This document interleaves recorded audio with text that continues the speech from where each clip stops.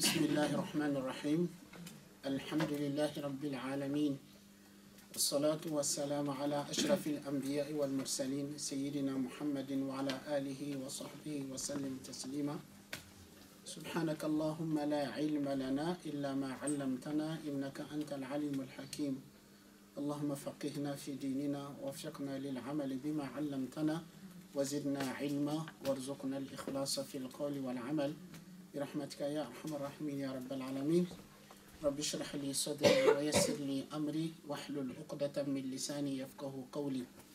Mes chers frères et chères sœurs, salam alaikum wa rahmatullahi ta'ala wa barakatuh. Nous remercions Allah subhanahu wa ta'ala par la grâce de qui nous donne l'occasion de se rencontrer ce matin pour voyager ensemble. J'ai intitulé ce séminaire le voyage de l'éternité. Le voyage de l'éternité parce que nous sommes des voyageurs dans cette vie.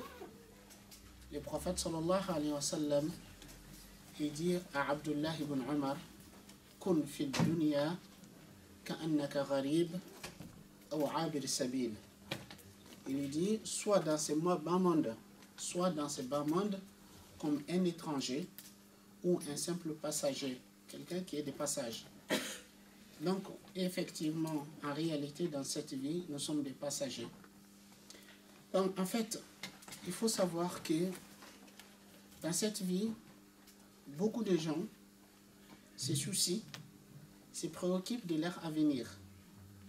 Ils préparent leur avenir, mais un avenir qui est très court, un avenir qui est éphémère. Car quoi qu'il en soit, notre avenir dans cette vie, c'est quoi? 100 ans? Soyons encore plus généreux. 50 ans? 150 ans? 150 ans par rapport à l'éternité, c'est quoi? C'est rien.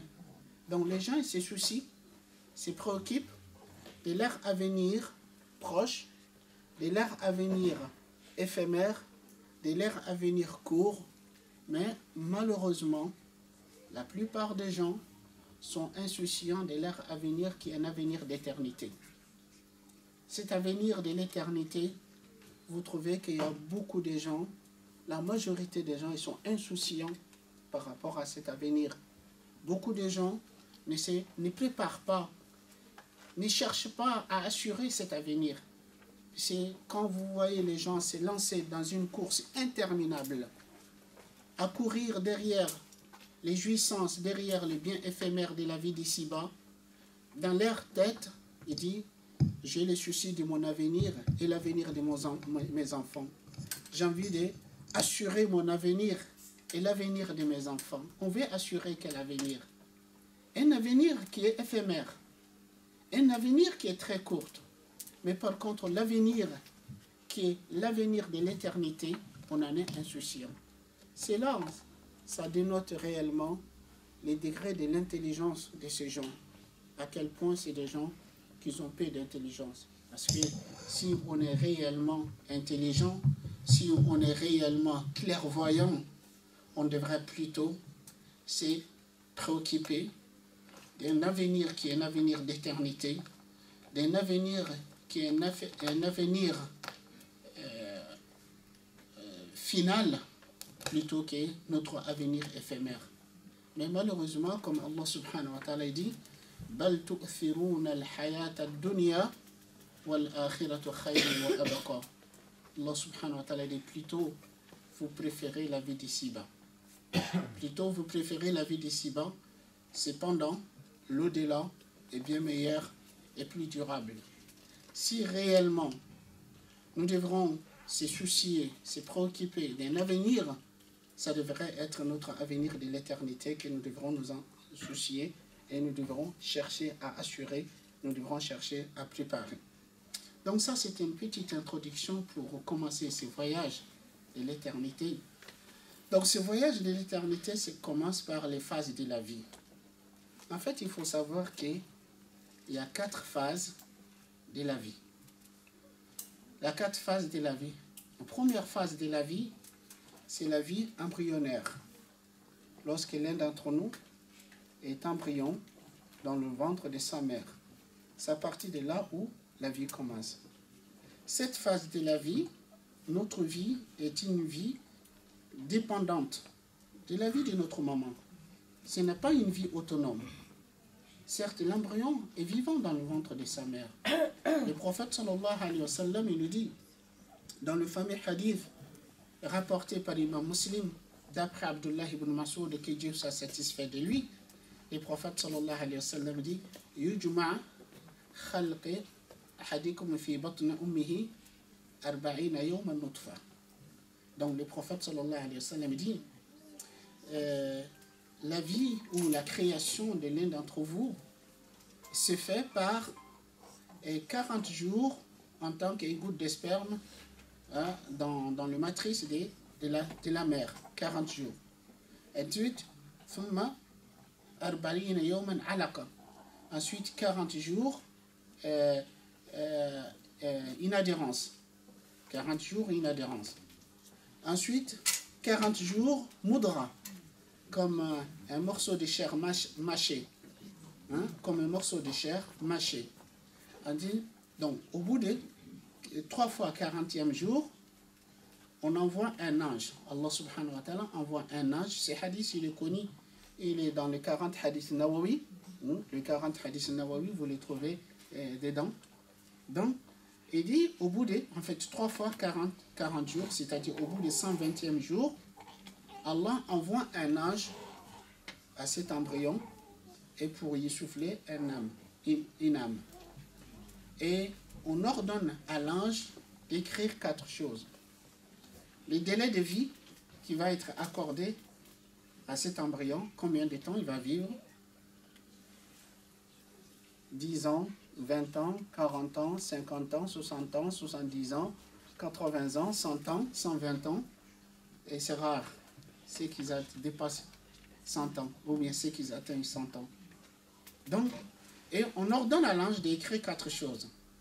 Le délai de vie qui va être accordé à cet enfant, et ses œuvres, qu'est-ce qu'il va accomplir au cours de sa vie, et le risque, la subsistance que Allah va lui accorder lors de sa vie ici-bas, et 4e chose, s'il fera partie des bienheureux ou les damnés. S'il fera partie des bienheureux ou les damnés. Donc, la première phase de la vie, c'est cette phase-là. La phase embryonnaire, qui est une vie, comme j'ai dit, une vie totalement dépendante de la vie de la mère. Donc, ensuite, il vient la deuxième phase de la vie. La deuxième phase de la vie, c'est la vie d'ici-bas. Quand l'un d'entre nous sort du ventre de sa mère qui vient dans ce monde, en fait, il faut savoir qu'à partir de ce moment, le labeur commence. À partir de ce moment, l'épreuve commence. Allah subhanahu wa ta'ala dit, لَقَدْ خَلَقْنَا الْإِنسَانَ فِي كَبَدٍ. Nous avons créé l'homme à se battre. Dans se battre dans cette vie. Et cette phase de la vie, c'est une vie d'épreuve. Allah subhanahu wa ta'ala, il nous dit, تَبَارَكَ الَّذِي بِيَدِهِ وهو على كل شيء قدير الذي خلق الموت والحياة ليبلوكم أيكم أحسن عملا. Béni soit-il celui dans la main de qui il y a la royauté, celui qui détient la royauté. Béni soit-il celui qui détient la royauté, qui a créé la mort et la vie afin de vous mettre à l'épreuve pour savoir qui d'entre vous est meilleur en action. Donc, il vous a créé, il a créé la mort et la vie pour vous mettre à l'épreuve, pour savoir qui d'entre vous est meilleur en action. Donc, c'est Suratul Mulk, la royauté, Surat 67, du verset 1 au verset 2. Donc, Allah subhanahu wa ta'ala, il nous dit qu'il nous a créé dans cette vie pour nous mettre à l'épreuve. Et cette notion de l'épreuve, ça revient fréquemment dans le Coran, de dire la vie d'ici-bas, c'est une vie d'épreuve. Voici, dans Surat Hud, Surat 11, verset 6, Allah subhanahu wa ta'ala dit الذي خلق السماوات والأرض في 6 أيام وكان عرشه على الماء ليبلوكم أيكم أحسن عملا. C'est celui qui a créé les cieux et la terre en 6 jours. Et son trône était sur l'eau afin de vous éprouver qui d'entre vous est meilleur en action. Et aussi dans Surat Al-Kahf, la caverne, Surat 18, Allah subhanahu wa ta'ala dit Inna ja'alna ma'ala al-ardi zinatan laha linabluwakum ayyukum ahsana amala. Nous avons fait ce qui est sur terre un embellissement, un ornement qui embellit, qui orne la vie. Inna ja'alna ma'ala al-ardi zinatan laha. Nous avons fait ce qui est sur terre un ornement, un embellissement pour vous éprouver qui d'entre vous est meilleur en action. Donc, c'est-à-dire, le sujet de l'épreuve dans cette vie, c'est de se montrer qui est meilleur. En fait, s'il y a un domaine où nous devrons se rivaliser dans cette vie, c'est la rivalité à se montrer meilleur en action. Ce n'est pas comme ce qui se passe aujourd'hui. Parce qu'aujourd'hui, quand vous regardez, la plupart des gens sur Terre se rivalisent dans le mal. Qui est-ce qui est plus performant? Qui est-ce qui peut aller le plus loin dans le mal? Alors qu'Allah subhanahu wa ta'ala, il nous a mis dans cette vie, nous a créé dans cette vie pour se rivaliser dans le bien. C'est montrer qui est meilleur en action. Donc, la vie d'ici-bas, certes, je ne vais pas vous en parler trop, parce que nous y vivons, nous savons. Donc, ce qui m'intéresse ici, c'est en fait la vie d'ici-bas est un passage vers la vie de l'éternité. La vie d'ici-bas est une vie d'épreuve. Nous sommes mis à l'épreuve. Donc, en fait, il faut être conscient que cette vie, la vie d'ici-bas, n'est pas une vie de stabilité, une vie d'éternité. Mais malheureusement, beaucoup de gens se conduisent dans cette vie comme si ils sont là pour l'éternité. Ils oublient qu'ils sont là passagèrement.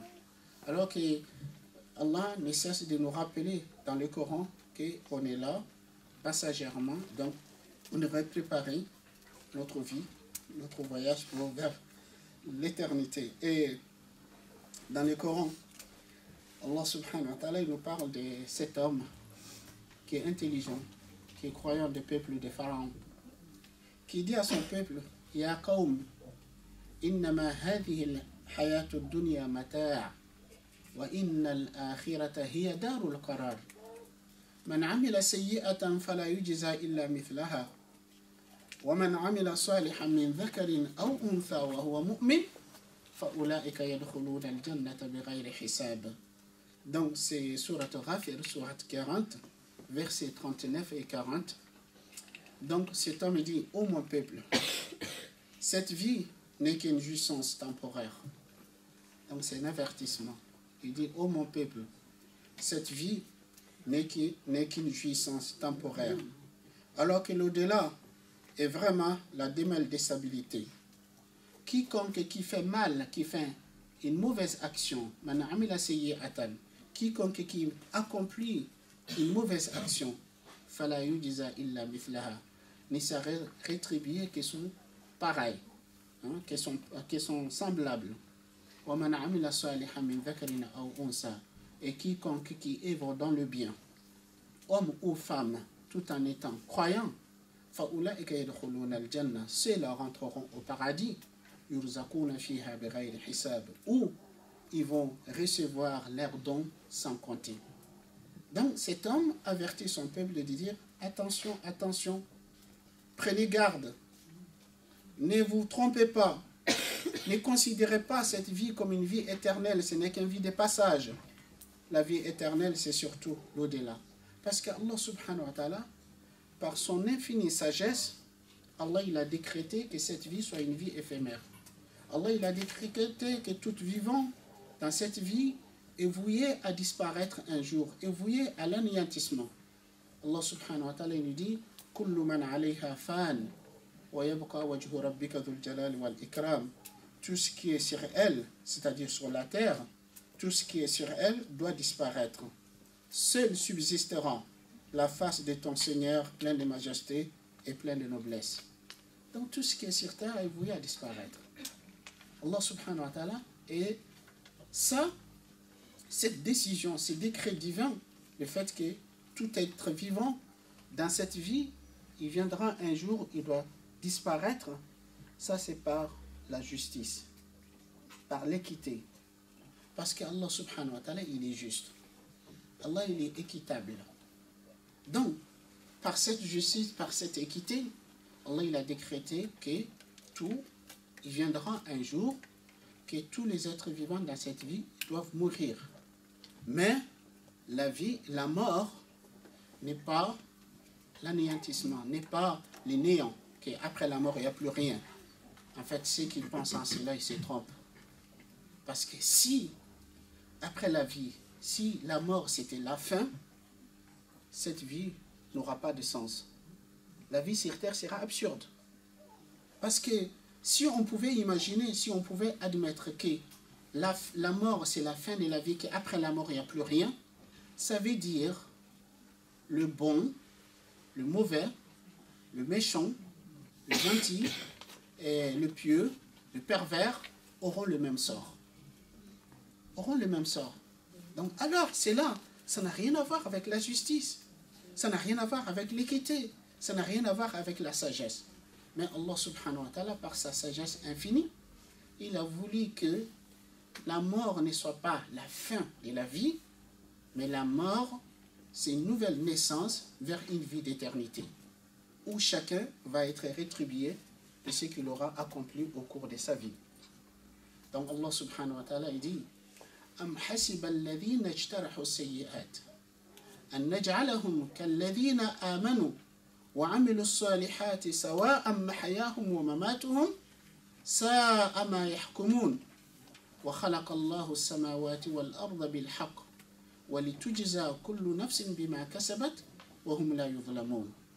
Allah subhanahu wa ta'ala dit, ceux qui ont perpétré du mal, ceux qui ont commis du mal, pensent-ils que nous allons que nous allons les traiter de même manière que ceux qui ont cru et qui ont fait de bonnes œuvres? Dit, ceux qui ont perpétré le mal, ceux qui ont commis le mal, pensent-ils que nous allons les traiter de même manière que ceux qui ont cru, qui ont fait de bonnes œuvres? Non, que nous allons les traiter de même façon dans leur vie présente et après leur mort? Est-ce qu'ils pensent que nous allons les traiter de même manière? Allah dit, combien ils jugent mal. Combien ils jugent mal s'ils pensent qu'ils vont avoir le même sort que les croyants et les négateurs, les pervers et les pieux, les criminels et leurs victimes. Ils pensent qu'ils vont avoir le même sort. Et combien ils jugent mal. Allah, il a créé les cieux et la terre en toute vérité. Il a créé les cieux et la terre en toute vérité. Donc la vérité, l'équité ne veut pas que les criminels et leurs victimes subissent le même sort. Que les pieux, les pervers subissent le même sort. Que les croyants et les négateurs subissent le même sort. Allah, il a créé les cieux et la terre en toute vérité. Et que chaque âme soit pleinement rétribuée de ce qu'elle aura acquis. Et personne ne sera lésé. Donc Allah, il a voulu que toute âme et que chacun soit rétribué pleinement de ce qu'il aura acquis et ils ne seront point lésés. Donc la vie présente, comme je vous dis, la fin de la vie présente, c'est la mort. La mort, c'est quoi? La mort, comme je vous dis, ce n'est pas l'anéantissement total, mais la mort, c'est le début de la vraie vie. Donc la mort, c'est comme nouvelle naissance vers une vie éternelle. Donc, ça, c'est donc la deuxième phase, donc c'est la vie présente. Ensuite, troisième phase de la vie, c'est la vie del barzakh. La vie del barzakh, c'est-à-dire la vie dans la tombe, c'est-à-dire après la mort. Donc, les morts dans leur tombe sont vivants, mais d'une vie qui est totalement différente de la vie sur terre. En fait, la vie sur terre, en quelque sorte, si vous voulez, la vie corporelle prévaut sur la vie de l'âme. En quelque sorte, l'âme est comme emprisonnée dans le corps, qui fait que, étant donné le corps est créé de la terre, donc le corps essaie de nous tirer vers la terre, tandis que l'âme est un souffle divin donc est céleste, et l'âme nous tire vers le haut, vers le ciel, à voir. Donc, en fait, notre lutte et notre épreuve dans cette vie, c'est arriver à établir cet équilibre entre la vie corporelle et la vie de l'âme, la vie spirituelle, la vie de l'âme. Donc, c'est ça, en fait, si vous voulez, dans la vie sur Terre, l'homme cherche toujours le bonheur, le bien-être. Mais cependant, la plupart des gens se trompent sur la voie qui mène au bonheur, au bien-être. Donc, beaucoup de gens, ils pensent que le fait de s'adonner à satisfaire le besoin du corps, ils vont trouver le bonheur. Ils vont se lancer dans une course interminable pour satisfaire les désirs, les plaisirs du corps, tout en oubliant l'âme. Donc, ils trouvent toujours qu'ils sont déséquilibrés, qu'il y a un manque, il y a quelque chose qui ne va pas. Alors que, pour trouver l'équilibre qui nous permet de ressentir le bien-être et le bonheur, il faut nourrir le corps et il faut nourrir l'âme. Donc, étant donné que le corps provient de la terre, le besoin du corps il provient de la terre aussi.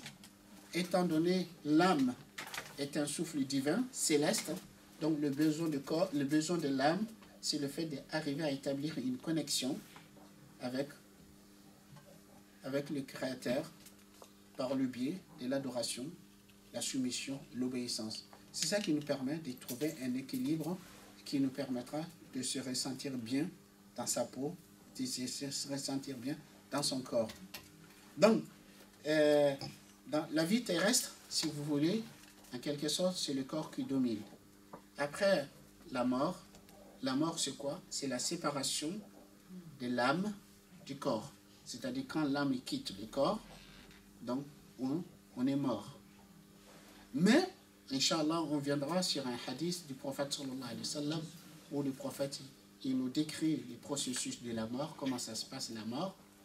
Donc, après, quand on est enterré, l'âme revient dans le corps. L'âme revient dans le corps quand on est dans la tombe. Donc, il y a une nouvelle phase de la vie qui commence. Et dans cette phase de la vie, c'est l'âme qui domine le corps. Parce que le corps, avec le temps, il finit par se réduire aux ossements. Les ossements qui finissent par se réduire en poussière. Donc, ça ne fait pas dire quand le corps est réduit en poussière que c'est fini. On n'a plus d'existence. Non, on a une existence. Mais cette existence, c'est plutôt l'âme qui domine. Donc, il y a cette phase de la vie qui est la vie de la tombe. Donc, on va s'arrêter un moment sur cette vie, la vie de la tombe. En fait, Al-Barra ibn Azib, radiallahu anhu, rapporte dans un hadith, il dit, le prophète, il dit, nous étions avec le prophète sallallahu alayhi wa sallam lors de l'enterrement d'un homme de l'Ansar. L'Ansar, ce sont les habitants de Médine qui ont accueilli le prophète sallallahu alayhi wa sallam et ses compagnons. Donc, un homme de l'Ansar est décédé et lors de l'obsèque de cet homme, Barra, il dit, nous étions avec le prophète sallallahu alayhi wa sallam. Il dit, lorsque nous sommes arrivés à la tombeau, là où cet homme va être enterré, il dit, le prophète sallallahu alayhi wa sallam s'était assis au bord de la tombe. Il avait un bâton dans la main qui tapait sur terre et baissait la tête. Et ensuite, le prophète il dit à ses compagnons, demandez à Allah de vous préserver du châtiment de la tombe. À 3 fois. Il dit à ses compagnons, demandez à Allah de vous préserver du châtiment de la tombe.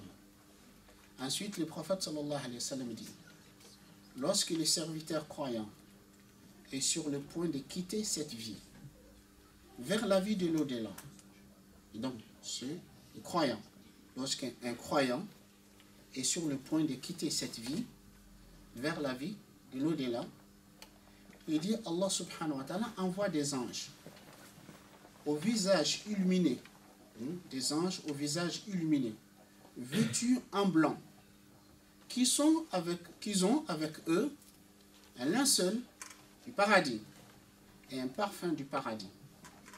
qui s'assoit à la portée de vue de cette personne qui est en train d'agoniser. La personne qui était une personne croyante, qui a accompli sa vie, qui était conscient de sa mission dans cette vie, qui a cru en Allah subhanahu wa ta'ala, qui a œuvré dans le bien, qui a toujours cherché à plaire à Allah subhanahu wa ta'ala, lui satisfaire. Donc lorsque cette personne est sur le point de quitter cette vie, Allah il envoie des anges, et ces anges ils s'assoient à sa portée de vue. Ils ont avec eux un linceul du paradis, un parfum du paradis. Il dit ensuite, l'ange de la mort, il vient près de la tête de cette personne. Et il s'adresse à son âme en lui disant, ô toi, âme pieuse, sors à l'encontre du pardon de ton Seigneur et son agrément. Donc, il s'adresse à cette âme-là, puisque en fait, vous savez, nous, notre mission dans cette vie, c'est d'œuvrer à purifier notre âme. À purifier notre âme de ses penchants vers le mal, vers le penchant vers le bien, vers l'amour du bien, d'obéissance, de soumission à Allah. Donc lorsque l'âme était purifiée, donc au moment où cette âme va quitter le corps, on s'adresse à cette âme, Ya ayyatuha nafsul mutma'inna, irji'i ila rabbika radiyatan mardiya. Ô toi, âme apaisée, retourne à ton Seigneur satisfaite et agréée. Elle sera satisfaite par la récompense que Allah lui a promis et elle est agréée par Allah parce que c'est une âme qui est purifiée. Allah il est pur, il n'accepte que ce qui est pur. Donc, l'ange de la mort s'adresse à l'âme de cette personne en disant, ô toi, âme pure, sors à l'encontre du pardon et de l'agrément de son Seigneur. Et il dit, l'âme, il quitte, il sort comme une goutte d'eau d'un jar comme les gouttes d'eau. En fait, il dit, en fait, avec facilité. Donc, l'ange de la mort, il prend l'âme. Il dit, aussitôt qu'il prend l'âme, les anges qui sont venus accueillir cette âme, ils ne laissent pas dans la main de l'ange de la mort, ils le reprennent. Ils le mettent dans l'un seul qu'ils ont apporté avec eux et ils le parfument avec le parfum qu'ils ont apporté avec eux. Donc ensuite, il dit, il remonte vers le ciel. Donc il dit, cette âme va dégager un parfum le plus agréable qu'on n'en a jamais senti. Donc lorsque ce groupe des anges qui sont venus accueillir cette âme passe près d'autres groupes des anges, comme étant donné ça dégage vraiment un parfum le plus agréable, le plus doux possible, les gens ils se disent, qui est cette bonne âme? Qui est cette bonne âme? Il dit, on va lui dire, c'est un tel ou une telle, fils d'un tel ou fille d'un tel, en le désignant par ses prénoms, le plus beau de ses prénoms, le plus aimé de lui, par lequel on l'appelait dans ce monde. Il dit, c'est un tel, fils d'un tel, ou c'est un tel, fille d'un tel. Il dit, et de sexuel, les anges, ils l'accompagnent. Ils l'accompagnent, et quand ils arrivent au premier ciel, ils demandent la permission qu'on leur ouvre la porte. On leur ouvre la porte, ils rentrent dans le premier ciel. Donc, il dit de chaque ciel, les anges les plus rapprochés l'accompagnent au ciel suivant. Donc, jusqu'à ce qu'ils arrivent, ils dépassent le 7e ciel. Et Allah subhanahu wa ta'ala, il dira aux anges, placez l'âme de mon serviteur fil illiyin, c'est-à-dire le degré le plus élevé où les âmes des pieux sont placées. Il dit, et ensuite, lorsque la personne est enterrée, et on renvoie l'ange, on renvoie l'âme dans son corps. Donc, quand la personne est enterrée, on va renvoyer l'âme dans son corps. Donc, quand l'âme est renvoyée dans son corps, c'est en ce moment que Allah il envoie des anges pour l'interroger. C'est ce qu'on appelle l'interrogatoire de la tombe, hein, qui vont être faits par des anges, Munkarun wa Nakir. Donc, des anges, ils vont venir à cette personne enterrée, qui vont lui dire, qui est ton Seigneur? Comme étant donné, c'est quelqu'un qui a vécu en reconnaissant Allah comme son créateur et son Seigneur, et le seul Dieu qu'il a adoré au cours de sa vie. Donc, Allah il va lui faciliter, il va répondre facilement, comme Allah dit, يُثَبِّتُ اللَّهُ الَّذِينَ آمَنُوا بالقول الثابت في الحياة الدنيا وفي الآخرة. Allah raffirmera ceux qui ont cru par la parole ferme dans la vie d'ici-bas et tout comme dans l'au-delà. Donc quand on lui dira qui est ton Seigneur, il dira mon Seigneur est Allah. Et on lui dira quelle est ta religion. Il répondra l'islam est ma religion. On lui dira que dis-tu de cet homme qui vous a été envoyé. Il dira c'est le messager d'Allah. On lui dira qu'est-ce que tu en sais. Il dira j'ai lu les livres de Dieu et j'y crois. Donc, et en ce moment on entendra une voix provenant du ciel qui dit en sadaqa abdi, mon serviteur dit vrai. Et on dira ouvrez pour lui une porte sur le paradis.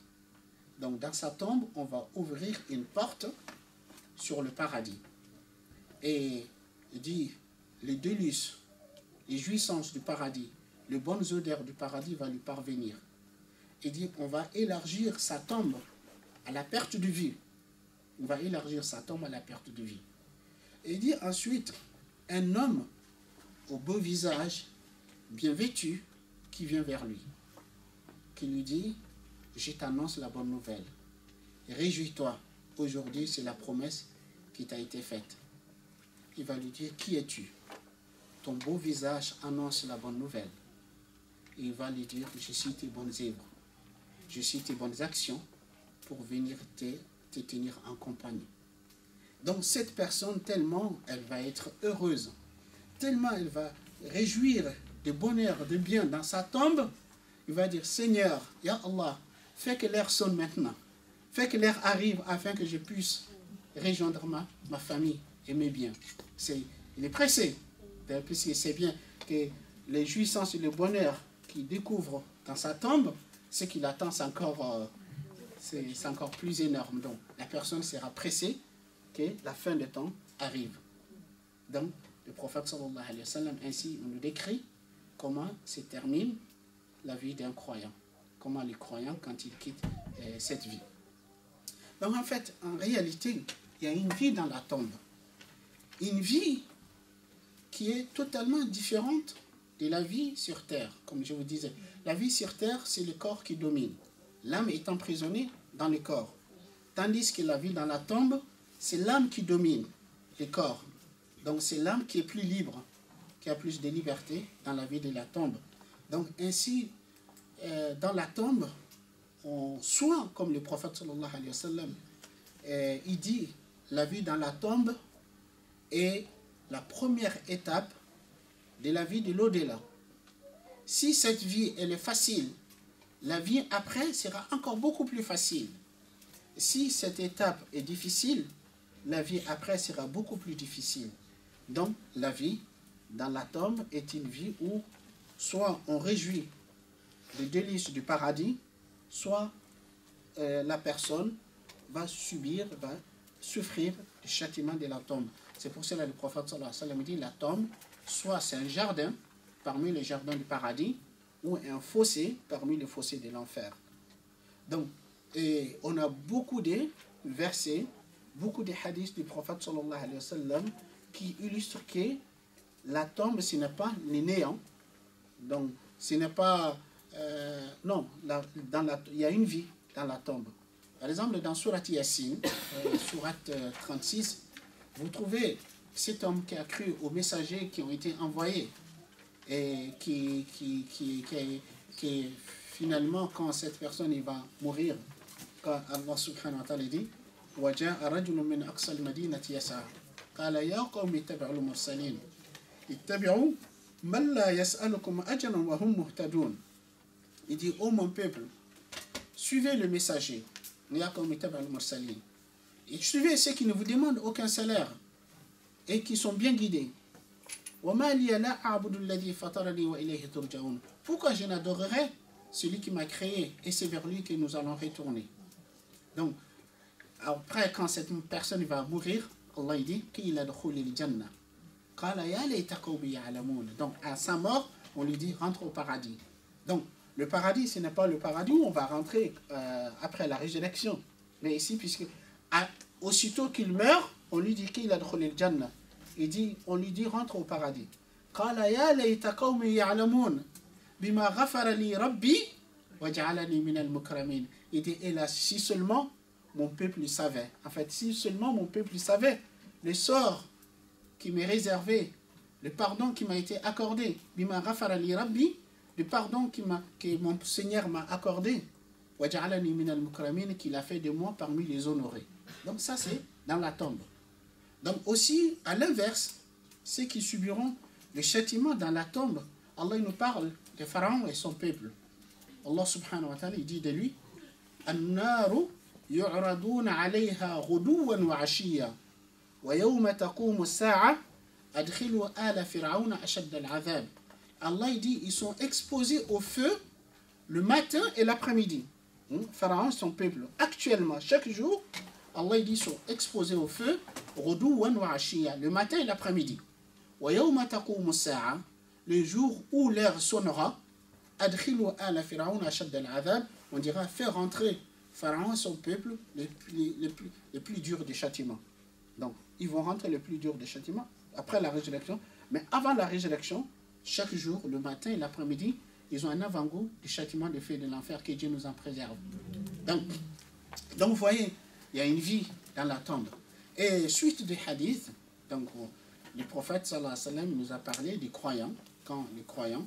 Donc ensuite, suite des hadiths, il dit, lorsque les serviteurs mécréants ou pervers, il dit lorsque les serviteurs mécréants ou pervers est sur le point de quitter cette vie, Allah envoie des anges au visage sombre, au visage noirci, qu'ils ont avec eux un sac de l'enfer, qui s'assoit à sa portée de vue. C'est-à-dire, la personne qui est en train d'agoniser voit ces anges. Mais certes, les gens autour d'elle, la personne ne voit pas ces anges. Ils s'assoient à sa portée de vue. Il dit ensuite, l'ange de la mort, il vient, il s'assoit près de la tête de la personne.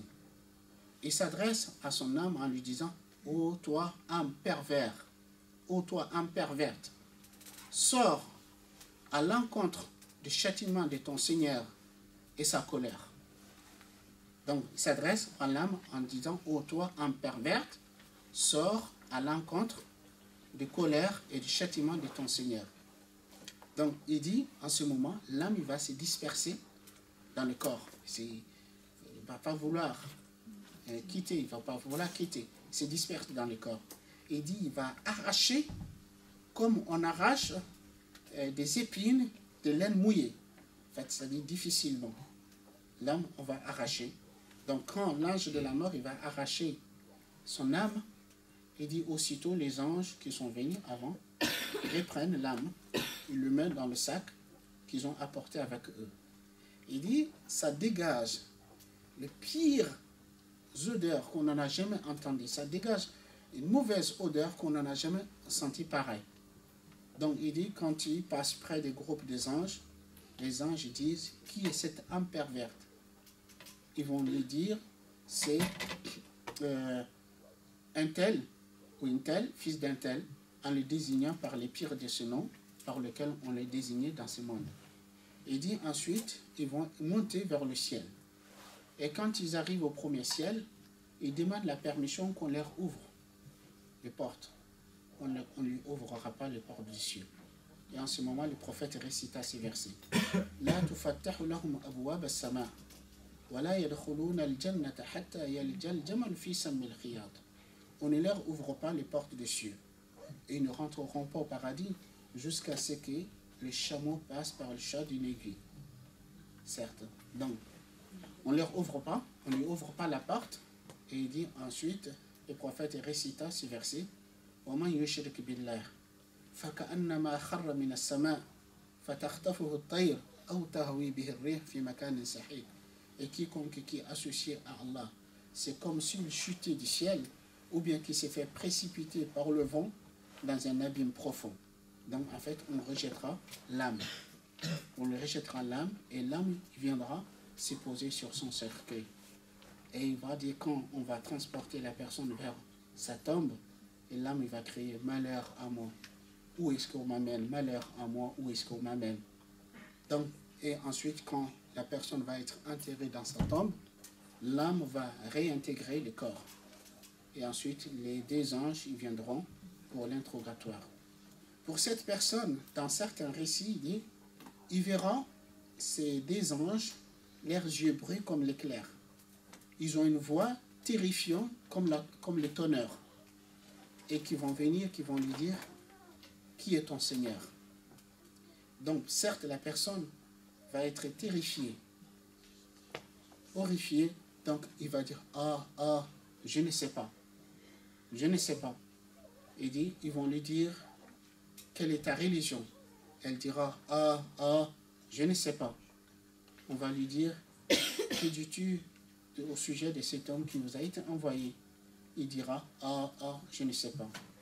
Il dit qu'ils ont un marteau avec eux et ils vont le frapper sur le nuque. Il dit, si on frappe une montagne avec ces marteaux, il sera réduit en poussière. Et il poussera un cri qui dit, toutes les créatures entendent, sauf les humains et les djinns. Et en ce moment, on dira, donc il dit, en ce moment, on dira, on entendra une voix provenant des ciels, mon serviteur, il ment. Et on dira aux anges de rétrécir sa tombe. On rétrécira sa tombe au point où ses côtes ils vont s'écraser l'une contre l'autre. Et ensuite, on ouvrira une porte sur l'enfer de sa tombe. Les chaleurs, la fumée de l'enfer va lui parvenir dans sa tombe. Et bien ensuite, il verra un homme au visage laid, sombre, mal vêtu, qui vient vers lui, qui lui dit, je t'annonce la mauvaise nouvelle. Il va lui dire, qui es-tu? Ton visage est le visage de celui qui annonce le malheur. Il va lui dire, je suis tes mauvaises actions. Je suis tes mauvais actes, je suis venu pour te tenir en compagnie. Donc il dit, il va souffrir dans sa tombe, tellement il va souffrir dans sa tombe, et il sait bien que ce qu'il a... dans certains récits, il dit aux croyants, j'ai oublié, le croyant, quand on va élargir sa tombe, on va lui dire, on lui montrera la place qui lui a été réservée en enfer. On lui dit, voilà la place qui t'a été réservée en enfer. Si tu étais mécréant, si tu étais pervers. Mais, comme tu étais croyant, tu étais pieux, tu as fait œuvre dans le bien, voilà la place que Dieu te réserve au paradis. On lui montre sa place au paradis. C'est là où il va être pressé, il va dire, Seigneur, fais que l'heure arrive afin que je puisse rejoindre ma famille. Et les négataires, le pervers, aussi, en ce moment, on va lui montrer la place qui lui a été réservée au paradis. On va lui dire, regarde, voilà la place qui t'a été réservée au paradis. Si tu avais cru, si tu avais œuvré dans le bien. Mais comme tu as choisi la mécréance, tu as choisi la perversité, voilà la place qui t'est réservée dans l'enfer. Et quand il va voir ça, il va dire, Seigneur, fais que l'heure n'arrive jamais. Fais que l'heure n'arrive jamais, car il sait que la souffrance et le châtiment qu'il subit dans la tombe, ce qui l'attend après la tombe, c'est encore pire. Donc, en fait, en réalité, cette étape de la vie, donc la vie de Barzakh, en fait, le mot Barzakh, étymologiquement, ça veut dire barrière. Ça veut dire barrière. En fait, cette phase de la vie, c'est-à-dire la vie dans la tombe, c'est une barrière entre la vie sur terre, c'est-à-dire on ne peut pas revenir à la vie sur terre, et aussi c'est une barrière entre la vie après la résurrection. Donc après la résurrection, donc ça c'est la troisième phase de la vie qui est la vie de Barzakh, la vie de la tombe. Et ensuite, il y a la quatrième phase de la vie qui est la vie après la résurrection. Donc qui est la vie de l'éternité, la vie éternelle. Donc en fait, vous voyez, il y a un long voyage. Ce voyage, ça commence à partir du moment où une personne est formée comme fœtus dans le ventre de sa mère. Le voyage commence à partir de là. Ensuite, quand on vient dans ce monde, il y a une partie de notre vie qui est très courte, qui est éphémère, mais cette vie sur Terre, elle est trompeuse. C'est une illusion. Donc, beaucoup de gens qui se laissent tromper par cette illusion, et en oubliant la phase qui leur attend qui est la phase de la vie qui commence par la mort, la vie de la tombe, et qui est aussi la vie après la résurrection. Et la vie de la tombe, c'est une phase de la vie qu'on commence. En fait, si vous voulez, c'est le commencement de la vie éternelle, la vie de l'au-delà.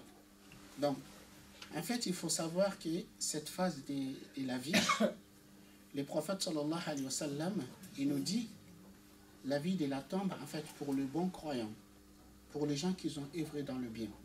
En fait, ils ne voient pas le temps. La notion de temps est très réduite. C'est-à-dire, les gens qui vivent dans la tombe, vous savez bien, Allah n'a pas créé le monde hier. Le monde, ça fait beaucoup de...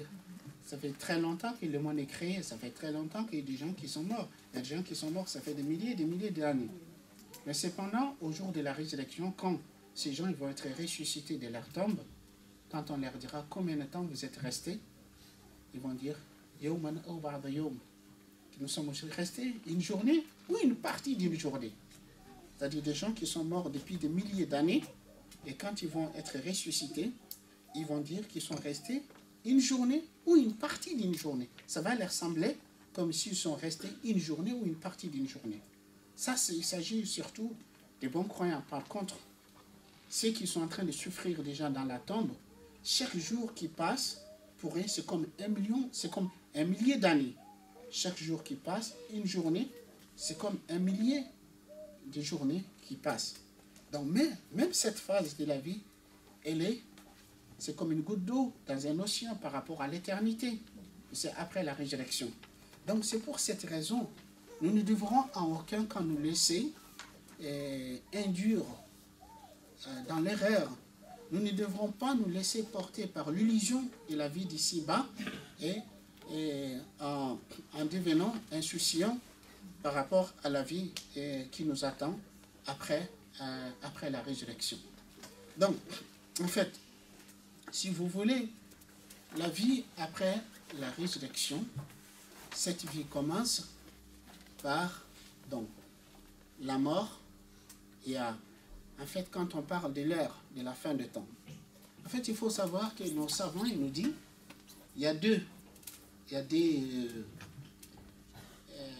comment dirais-je, il y a des catégories de l'heure. Il y a l'heure particulière qui est spécifique à chacun. Donc, lorsque une personne meurt, son heure a sonné. La fin de temps est arrivée pour cette personne. Donc, il y a l'heure particulière, il y a l'heure générale. L'heure générale, c'est lorsque l'ange va souffler dans la trompe, que Allah décidera de mettre fin à cette existence. Donc, l'heure qui est particulière, c'est le jour où l'un d'entre nous meurt, son heure est arrivée. Donc, c'est pour cela, des fois, il y a des gens qui se laissent tromper, qui disent, ouais, la fin des temps, c'est encore l'heure, c'est encore loin. La fin des temps, c'est pas demain, c'est pas maintenant. Mais, qu'est-ce que tu en sais? La fin des temps pour toi, c'est le jour où tu vas mourir. Est-ce que c'est aujourd'hui, c'est demain, c'est après-demain? On ne sait pas. Donc, c'est pour cela que nous ne devrons pas prendre des risques. Nous ne devrons pas nous aventurer. Nous devrons être sur nos gardes. Nous devrons être vigilants. Nous devrons chaque jour nous préparer à la fin des temps qui nous concerne, qui est le jour où on va quitter cette vie. Et la fin des temps qui est générale, c'est la fin des temps qui va arriver lorsque l'ange va souffler dans la trompe.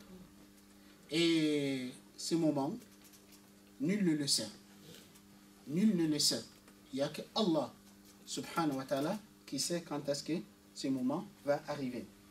Vous connaissez tous ce fameux hadith lorsque Jibril, alayhi salatu wa salam, il vient interroger le prophète, sallallahu alayhi wa sallam, sur l'islam, l'iman et l'ihsan.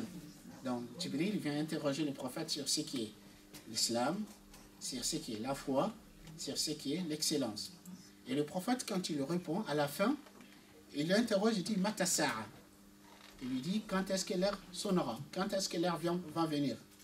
Et le prophète, il répond, Mal mas'oulu anha bi'a'lama min as-sa'il. Le prophète, il dit, l'interroger ne sait pas plus que celui qui interroge. Hein? Moi, je ne sais pas plus que toi. Ben, le prophète sallallahu alayhi wa sallam, lui, il savait qui est la personne qui était en face de lui, qui l'interrogeait. Mais c'est vrai, l'entourage des personnes, c'est d'ici, l'entourage du prophète, c'est qu'ils étaient présents et ils ne savaient pas qui est cet homme. Et à la fin, le prophète, il va leur dire, savez-vous qui est l'homme qui m'interrogeait? Les compagnons, ils vont dire, Allah et son messager en sait le plus. Et le prophète, il leur dira, c'était Jibril qui est venu pour vous enseigner votre religion. Donc le prophète sallallahu alayhi wa sallam dit à ses compagnons, il dit à cet homme quand il interroge sur l'heure, quand est-ce que l'heure va venir, le prophète dit, mal mas'oul anha bi a'lama min as-sa'il. L'interrogeur ne sait pas plus que celui qui interroge. Donc et Allah il nous dit clairement, yas'alunaka 'ani as-sa'a dans surat al-A'raf surat 7. Allah subhanahu wa ta'ala dit, yas'alunaka 'ani as-sa'a ayyana mursaha. قل إنما علمها عند ربي لا يجليها لوقتها إلا هو ثقلت في السماوات والأرض لا تأتيكم إلا بغتة يسألونك كأنك حفي عنها قل إنما علمها عند الله ولكن أكثر الناس لا يعلمون. Allah dit, il t'interroge sur l'heure. Quand est-ce qu'il viendra? Donc, Allah dit au prophète sallallahu alayhi wa sallam, les gens t'interrogent sur l'heure, quand est-ce que l'heure va arriver, quand est-ce qu'elle va sonner. Ayyana mursaha. Qul innama ilmuha 'inda rabbi. Dis la science de l'heure n'est qu'auprès de mon Seigneur. Il n'y a que Allah qui sait quand est-ce que l'heure va venir. Qul innama ilmuha 'inda rabbi la yujalliha liwaqtiha illa hu. Il ne dévoile pas le moment qu'à lui-même. C'est-à-dire, il ne dévoile pas le moment où l'heure va arriver qu'à lui-même. Ni un ange rapproché, ni un prophète envoyé par Dieu qui sait quand est-ce que l'heure va venir. Personne ne sait. Il n'y a que Allah qui le sait.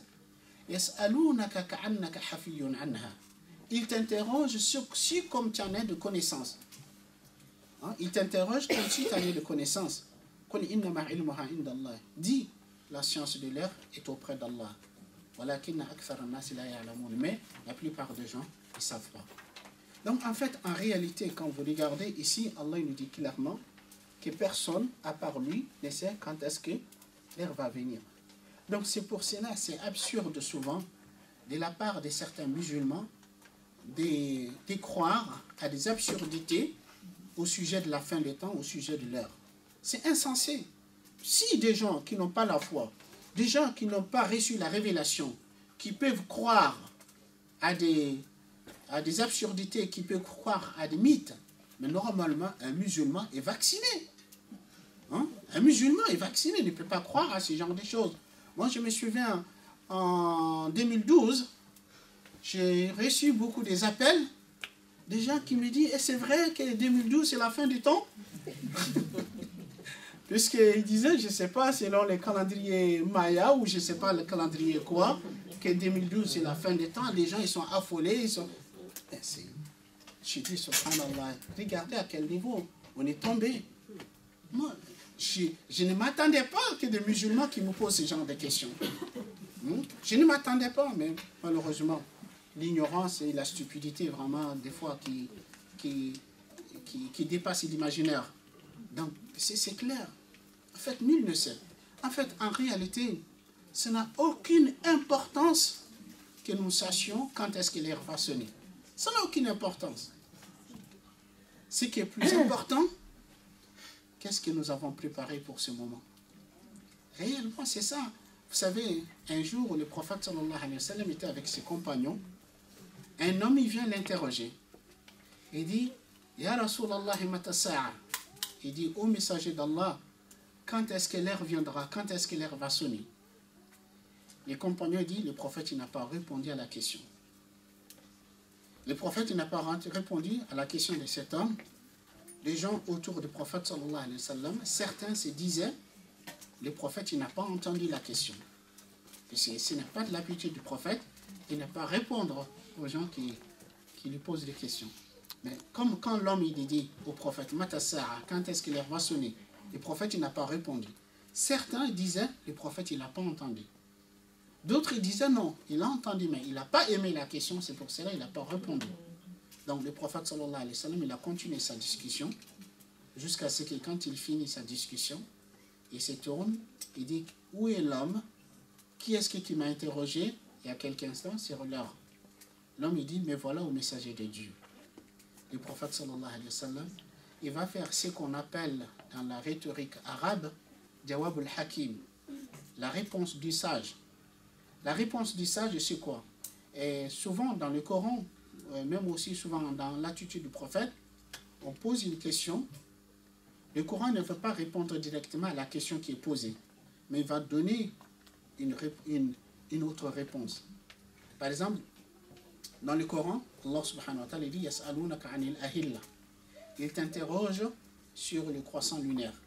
En fait, c'est-à-dire les gens se posaient des questions pour comprendre comment c'est fait que la lune commence par un croissant petit qui agrandit au fur et à mesure et qui finit par être la pleine lune, qui commence à se réduire, qui revient encore croissant à la fin. En fait, ils veulent comprendre, si vous voulez, c'est cette réalité. Allah subhanahu wa ta'ala, pour leur répondre c'est quoi, ça n'a pas d'intérêt pour eux, mais il leur dit, dit le croissant lunaire, c'est des mawaqit, en fait, c'est des moments où on se repère dans le temps. C'est un repère dans le temps. Par exemple, ça nous permet, notamment les Arabes à l'époque, de savoir un mois, notamment dans les contrats, dans les transactions, dans les dettes, on sait quand est-ce que, voilà. C'est un repère dans le temps. Donc Allah, il les répond, mais il ne leur parle pas de la réalité de cette évolution. Donc l'homme, le prophète sallallahu alayhi wa sallam dit, où est l'homme qui m'interrogeait? L'homme, il dit, mais voilà au message de Dieu. Le prophète sallallahu alayhi wa sallam, il ne va pas répondre à sa question. Quand est-ce que l'heure va sonner? Déjà, le prophète, il ne sait pas quand est-ce que l'heure va sonner. Donc le prophète, il lui dit, il va répondre, mais ce qui est plus intéressant, ce qui est plus sage pour cet homme, il dit, qui as-tu préparé pour ce moment? Ce qui est plus important, ce n'est pas quand est-ce que ça va arriver, mais qu'as-tu préparé pour ce moment? L'homme lui dit, pas grand-chose. Pas beaucoup de prières, pas beaucoup de jeûnes, pas beaucoup d'aumônes. Il va dire, mais j'aime Allah et son messager. C'est que la seule chose auquel j'espère, j'aime Allah et son messager. Et le prophète sallallahu alayhi wa sallam lui dira, tu seras avec celui que tu aimes. Tu seras avec celui que tu aimes. Et Abdullah ibn Omar radiallahu anhu dit, nous n'avons jamais été aussi heureux d'une réponse d'une question qui a été posée au prophète sallallahu alayhi wa sallam, comme nous avons été heureux de cette réponse du prophète. En fait, il répond à cet homme qui dit, tu seras avec celui que tu aimes. Et Ibn Omar dit, quant à moi, j'aime le messager d'Allah, j'aime Abu Bakr, j'aime Omar, même si je ne peux pas œuvrer autant que eux, j'espère que je serai avec eux par mon amour pour eux.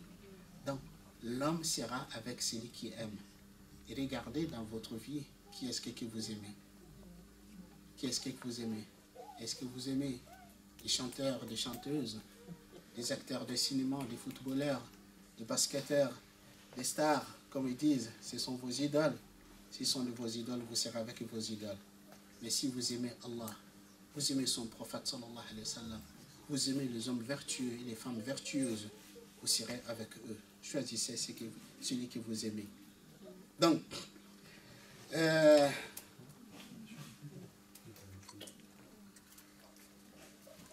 voilà, j'étais en train de vous dire que quand est-ce que l'heure va sonner, on ne le sait pas. On ne le sait pas. Mais le prophète sallallahu alayhi wa sallam nous a informé que ce moment, l'heure va sonner un vendredi. Ça va arriver un vendredi. Mais quel vendredi, comme Allah nous dit, il ne viendra que soudainement. L'heure ne viendra que soudainement, subitement. Ça va venir, non, l'heure viendra un vendredi. Le prophète sallallahu alayhi wa sallam dit, c'est pour cette raison. Il dit, au lever du jour de chaque vendredi, il dit, toutes les créatures sont craintives, sont effrayées, à l'exception des humains et les djinns qui sont insouciants. Ils ont peur que ces jours-là, ça soit les jours où Allah décidera de mettre fin à cette existence. Donc Allah subhanahu wa ta'ala, il nous dit à ce sujet, فصعق من في السماوات ومن في الأرض إلا من شاء الله ثم نفخ فيه أخرى فإذا هم قيام ينظرون. Donc Allah subhanahu wa ta'ala il nous dit dans Surat Az-Zumar, Surat 39, verset 68, on soufflera dans la trompe. Et voilà que ceux qui seront dans les cieux et ceux qui seront sur terre seront foudroyés. Sauf ceux que Allah voudra épargner. Puis on y soufflera de nouveau, le voilà de vous à regarder. Donc, on soufflera dans la trompe et voilà que ceux qui seront dans les cieux et ceux qui seront sur la terre seront foudroyés, sauf ceux que Allah voudra épargner, puis on y soufflera de nouveau et le voilà de vous à regarder. Donc, la résurrection va commencer par ce moment où l'ange décidera de souffler dans la trompe. Comme vous savez, Allah subhanahu wa ta'ala, il a créé des anges. Il a créé des anges et les anges, ils ont différentes fonctions. Il y a un ange qu'Allah il a créé qu'il a appelé Israfil. Et cet ange, Israfil, il a pour fonction de souffler dans la trompe. D'ailleurs, même le prophète sallallahu alayhi wa sallam, il nous dit, depuis le premier jour, dès le moment qu'Allah il a créé, il lui a donné une trompe dans laquelle il doit souffler. Et le prophète sallallahu alayhi wa sallam, il dit, comment pourrais-je me réjouir alors que je vois que l'ange de la trompe, il tient la trompe dans la main, près de la bouche, prêt à y souffler. C'est-à-dire, il attend l'ordre de Dieu pour y souffler. Donc le prophète il dit, comment pourrais-je me réjouir alors que je vois l'ange de la trompe qui tient la trompe dans la main, près de la bouche, qui attend l'ordre de Dieu pour y souffler. Donc l'ange, cet ange-là, donc, il attend l'ordre de Dieu pour y souffler. Donc dans ce verset, Allah il nous parle de deux souffles. Un premier souffle qui va foudroyer et un deuxième souffle qui va ressusciter. Bon, certes, il y a chez les savants musulmans, combien de souffles il y aura? Il y a des savants qui sont d'avis qu'il y aura 3 souffles. Parce que dans Surat An-Naml, les fourmis, hein, la fourmi, ou bien c'est la fourmi ou les fourmis? Je ne suis pas un bon francophone. Hein? On dit la fourmi? Les fourmis. Donc, Surat An-Naml, c'est Surat 27. Surat 27. À la fin de cette sourate, Allah subhanahu wa ta'ala dit وَيَوْمَ يُنْفَخُ فِي الصُّورِ فَفَزِعَ مَنْ فِي السَّمَاوَاتِ وَمَنْ فِي الْأَرْضِ إِلَّا مَنْ شَاءَ اللَّهُ. Il dit les jours où l'on soufflera dans la trompe, il dit tous ceux qui sont dans les cieux sur la terre, ils seront effrayés. Donc, le jour où l'on soufflera dans la trompe, tous ceux qui sont dans les cieux et sur la terre seront effrayés. Donc, il y a cette souffle qui va effrayer les créatures dans le ciel et sur la terre. Donc il y a des savants qui sont d'avis qu'il y aura 3 souffles. Un premier souffle qui va effrayer, un deuxième souffle, comme ici dans Surat Az-Zumar, qui va foudroyer, c'est-à-dire tous ceux qui sont dans le ciel et sur la terre, ils vont être foudroyés, vont mourir, et un troisième souffle qui va ressusciter. Il y a des savants qui sont de cet avis, donc il dit il y aura 3 souffles. Un premier souffle qui va effrayer, un deuxième souffle qui va foudroyer, et un troisième souffle qui va ressusciter. Il y a d'autres savants qui sont de dire non, il n'y aura que 2 souffles. Ils disent le souffle qui va foudroyer, c'est le même souffle qui va effrayer. Donc quand on va souffler, les gens ils vont effrayer et en même temps ils vont être foudroyés. Ensuite il y aura un deuxième souffle qui va les ressusciter. Donc, et ces souffles, ça viendra, le moment ne viendra que soudainement. Donc, quand on soufflera dans la trompe, Allah subhanahu wa ta'ala dit, voilà, tous ceux qui sont dans le ciel sur la terre seront foudroyés, à l'exception de ceux que Allah voudra épargner. Bon, qu'est-ce qui seront épargnés de ces souffles? Ça aussi, il y a un grand débat entre les savants. Les savants ils sont d'accord de dire, les houris et les jeunes gens qui vont servir le croyant dans le paradis, et c'est sûr et certain qu'ils font partie de ceux qui vont être épargnés. Parce que dans le paradis, il n'y a pas d'air, on ne meurt pas. Donc, ils font partie Bon, après, certains citent qu'Jibril et certains anges qui vont être épargnés. Bon, le prophète sallallahu alayhi wa sallam, il dit dans un hadith, il dit qu'en fait, quand on va souffler, les souffles qui va ressusciter, il dit, je serai la première personne, le prophète sallallahu alayhi wa sallam, il dit, je serai la première personne qui va être ressuscitée. Et quand je serai ressuscité, je verrai Moïse accroché au trône d'Allah. Il dit, je verrai Moïse accroché au trône d'Allah. Le prophète, il dit, je ne sais pas s'il a été ressuscité avant moi, ou bien s'il a été épargné puisqu'il a été foudroyé avant cela. Parce que quand Moïse il était au rendez-vous de son Seigneur, Allah dit dans le Coran, dans Surat Al-A'raf, فَلَمَّا جَاءَ مُوسَى لِمِيقَاتِنَا وَكَلَّمَهُ رَبُّهُ قَالَ رَبِّ أَرْنِي أَنظُرْ إِلَيْكَ قَالَ لَنْ تَرَانِي ولكن انظر إلى الجبل فإن استقر مكانه فسوف تراني فلما تجلى ربه للجبل جعله دكا وخر موسى صعقا. Allah subhanahu wa ta'ala dit, lorsque Moussa est venu à notre rendez-vous, et le rendez-vous qui était fixé par Allah de recevoir Moïse, quand Moïse était à notre rendez-vous, et son Seigneur lui parla. C'est-à-dire Allah subhanahu wa ta'ala parlait à Moïse à vive voix. Donc certes, un être humain qui entend la voix de Dieu, certes ça suscitera en lui cette curiosité, cette envie de dire, de voir Dieu. Donc Moïse, il a entendu la voix de Dieu direct. Donc quand il a entendu la voix de Dieu, il dit, Seigneur, laisse-moi te voir. Il dit, Seigneur, laisse-moi te voir. Allah, il dit, Lantarani, tu ne me verras pas. En fait, puisque l'humain, dans cette vie, dans la vie présente, nous ne sommes pas en mesure de supporter de voir Dieu. Allah subhanahu wa ta'ala lui dit, Lantarani, walakin anzur ila al-jabal. Il dit, mais regarde la montagne. Fa in istaqarra makanahu. Si elle reste stable, fa sawfa tarani, tu me verras. Falamma tajalla rabbuhu lil-jabal. Lorsque son Seigneur s'est révélé à la montagne, ja'alahu dakka, a été réduit en poussière. Donc, c'est-à-dire quand Allah s'est révélé à la montagne est devenue poussière. Moussa est tombé foudroyé. Moussa est tombé foudroyé. Quand il se relevait, il se réveillait, il dit, gloire et pureté à toi, je me repens à toi, je suis le premier de croyants.